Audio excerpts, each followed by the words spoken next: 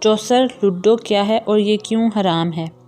نبی کریم صلی اللہ علیہ وآلہ وسلم نے فرمایا، جس شخص نے چوسر کھیلی تو گویا اس نے اپنے ہاتھوں کو خنزیر کے خون اور گوشت سے رنگ لیا۔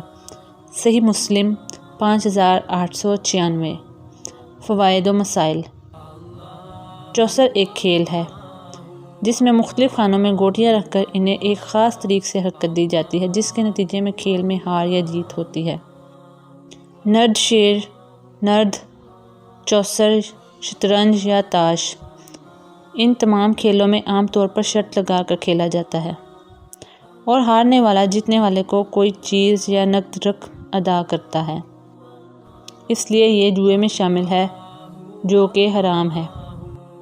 خنزیر ناپاک جانور ہے، ایک مسلمان اس کو چھونا بھی گوارا نہیں کرتا تو وہ کیسے اس کے خون اور گوشت سے ہاتھ رنگ سکتا ہے؟ اس لیے جوئے سے تعلق رکھنے والے کھیل سے بھی اتنی ہی نفرت ہونی چاہیے۔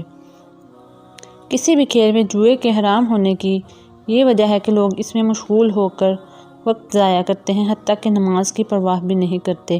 کسی دوسرے کھیل میں بھی اس انداز سے مگن ہونا کہ عبادت، ذکر الہی، حقوق العباد کی ادائیگی متاثر ہو، جائز نہیں ہے۔